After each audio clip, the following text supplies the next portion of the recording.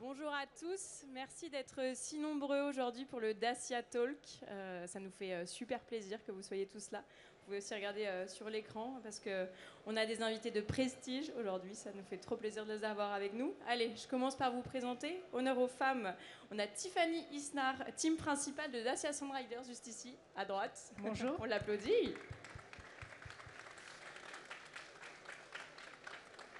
À ma droite, évidemment, Sébastien Loeb, on l'applaudit très fort s'il vous plaît. Bonjour, merci.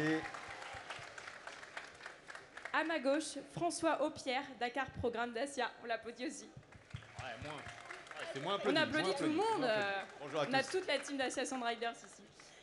Déjà, Sébastien, on avait envie de te dire bravo pour cette deuxième place au Rallye du Maroc. Première et deuxième place pour l'équipe Dacia Sandriders, on applaudit.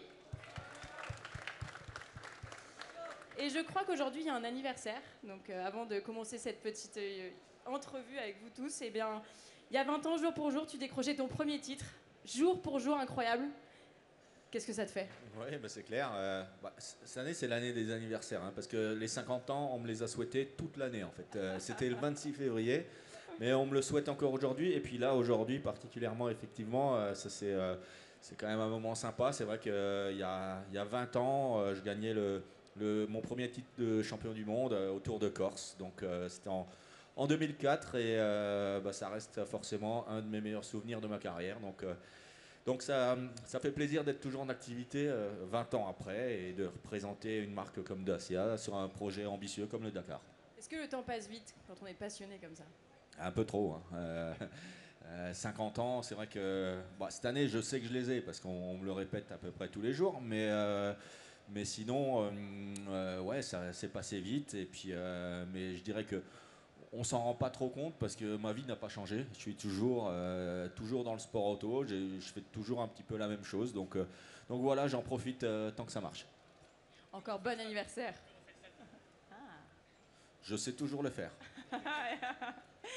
Bon, allez, on va commencer avec toi, François. François Aupière, je le rappelle, Dakar Programme Dacia. François, quelle est la genèse du projet? D'où est venue l'idée?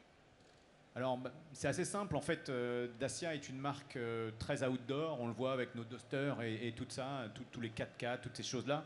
Et on s'est dit qu'en fait, le Dakar pouvait représenter une aventure humaine qui collerait complètement à la marque. Et en plus, le Dakar et le Rallye Raid en général, c'est vraiment un laboratoire à ciel ouvert, un peu grandeur nature. Donc on s'est dit que pour Dacia, ça pouvait être un très bon endroit pour tester des nouvelles solutions et aussi plus particulièrement travailler sur les carburants durables qu'on essaye de pousser avec cette voiture, les développer et ensuite pour que ça puisse essayer d'arriver un jour dans la voiture de Monsieur Tout-le-Monde. Pourquoi vous avez choisi le nom Sandriders? Alors, c'est assez simple. En fait, déjà, on a voulu créer une nouvelle voiture. On n'a pas voulu singer une de nos voitures qu'on a déjà. On a vraiment voulu créer une voiture tournée pour la performance. Et donc, Sandrider, ça vient de l'anglais. Sand, c'est le sable. Rider, c'est vraiment pour tous ceux qui vont aller faire de l'aventure. Donc, Sandrider.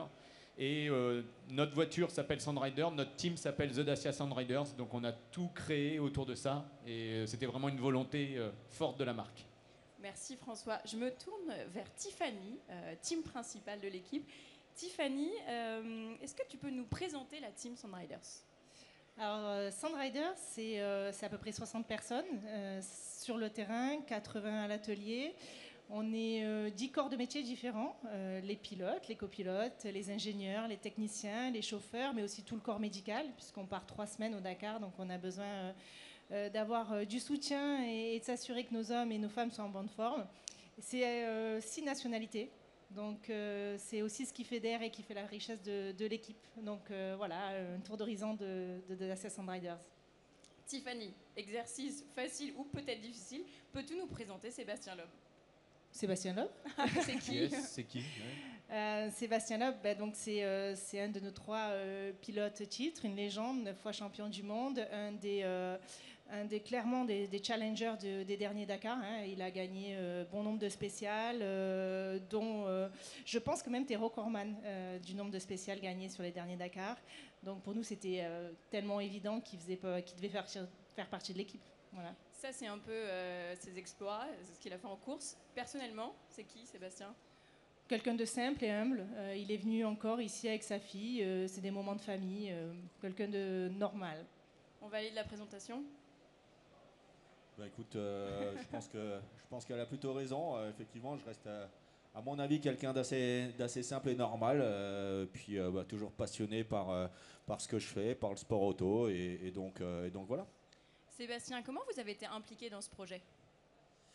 Eh bien, écoute, parce que Bruno Famin, donc qui aujourd'hui est dans le groupe Renault dans le sport et qui était à l'époque que je connais très bien parce qu'on a mes premiers Dakar, je les ai fait avec Peugeot avec lui c'est lui qui m'a contacté pour me proposer le projet.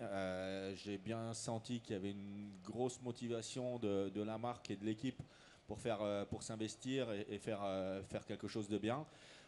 Moi, effectivement, j'étais un petit peu à la recherche d'un programme au Dakar. J'avais potentiellement d'autres possibilités, mais ça m'a paru être le programme le plus sérieux, le plus ambitieux, avec une voiture complètement nouvelle, différente de ce qu'on a l'habitude de voir. Et voilà, le projet m'a séduit et puis nous y voilà.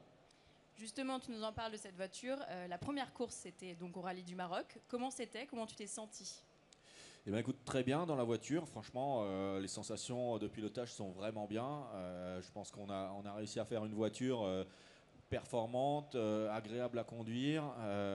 Et donc, on a pu voir au Maroc, on fait premier et deuxième. Donc, la performance était vraiment là. Il faut rester conscient que c'est une voiture nouvelle et que le Maroc, c'était notre première course. Ça s'est bien passé. Le Dakar est plus long, plus difficile. Donc rien n'est gagné aujourd'hui. On a pu voir aussi que la concurrence en face était super affûtée aussi. Les bagarres étaient serrées.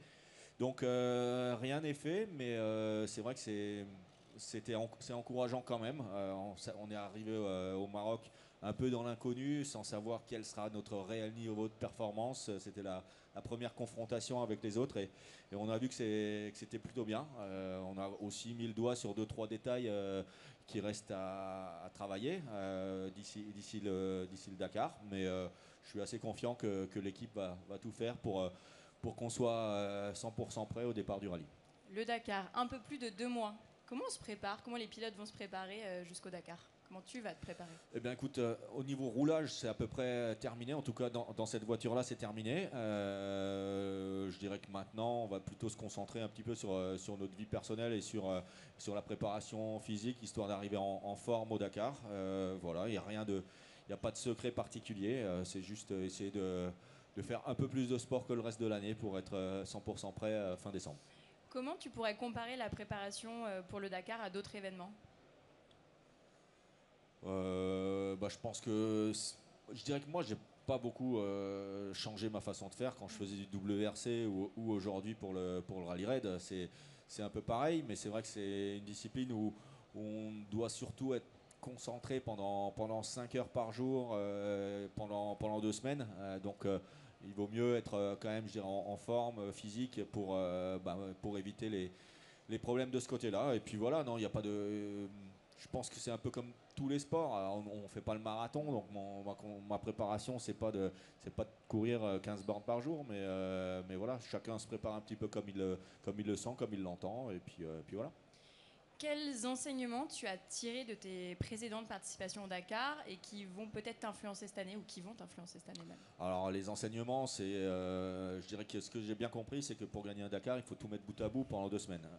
Ça, c'est ce qui est. Ça, je le sais, mais c'est pas forcément facile à faire parce qu'il faut, déjà au niveau du pilotage, bien gérer les choses, son rythme. Aujourd'hui, le Dakar, c'est devenu un peu un sprint. Toutes les voitures sont performantes, les pilotes aussi, et puis c'est une grosse bagarre devant. Donc, il faut être capable d'attaquer très fort quand on le peut, savoir se préserver un tout petit peu dans quelques situations délicates, on va dire, pour la voiture ou au niveau de la navigation. Et puis à côté de ça, c'est pareil, il faut que le copilote soit capable de faire une bonne navigation et de ne pas perdre un quart d'heure tous les 3 jours sur de la navigation. Il faut une voiture fiable.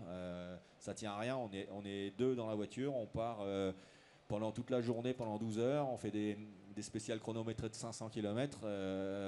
Une pièce qui casse ou même qui se dessert et qui est difficilement accessible, ça peut vite compromettre nos chances de victoire. Donc c'est un travail d'équipe. Il faut que l'équipage, pilote-copilote, soit affûté, que l'équipe technique soit concentrée, il faut aussi les préserver un petit peu parce que pour eux aussi c'est des longues journées de travail. Donc voilà, le but c'est de réussir à mettre tout bout à bout. Tiffany, du coup, je me tourne vers toi. Est-ce que tu peux nous dire comment la team gère justement ces imprévus pendant la course, soit technique? On les gère avec méthode et concentration. On a des procédures qui sont inspirées du corps militaire. Et donc, quand typiquement ils peuvent avoir un incident technique dans la spéciale, ils ont une procédure. Ils appellent d'abord leur ingénieur d'exploit et puis après le management qui va prendre la décision de comment opérer. Donc, et puis après, on débrief et on progresse chaque fois. Donc, méthode et concentration, c'est les maîtres mots. Est-ce qu'on devait avoir quelque chose de clé dans une équipe pour que ça fonctionne? Qu'est-ce qu'il faut? Un atout clé? La communication. C'est vraiment le secret, c'est partager pour pouvoir toujours progresser, se remettre en question. Et puis, quelque chose qui peut arriver sur la voiture de Sébastien peut arriver demain sur la voiture de Christina. Donc, c'est important d'échanger pour pouvoir collaborer ensemble, ça c'est clair. Quelles sont les attentes de Dacia pour cette édition de Dakar?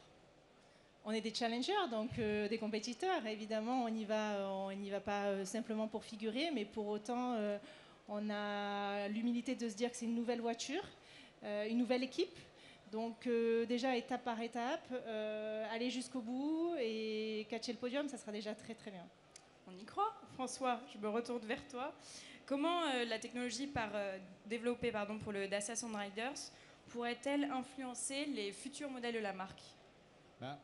Comme je le disais tout à l'heure, en fait, on a pour but de faire le Dakar justement pour développer des technologies et clairement, la première pourrait être les carburants durables qu'on essaie de développer, qu'on développe avec notre partenaire Aramco. L'idée serait vraiment que ça puisse aller directement dans les voitures de tous les jours sans avoir à changer. Ça, c'est vraiment notre but ultime. Donc c'est bien dans le cadre de ce rallye raid qu'on va essayer de développer tout ça et en faire une technologie.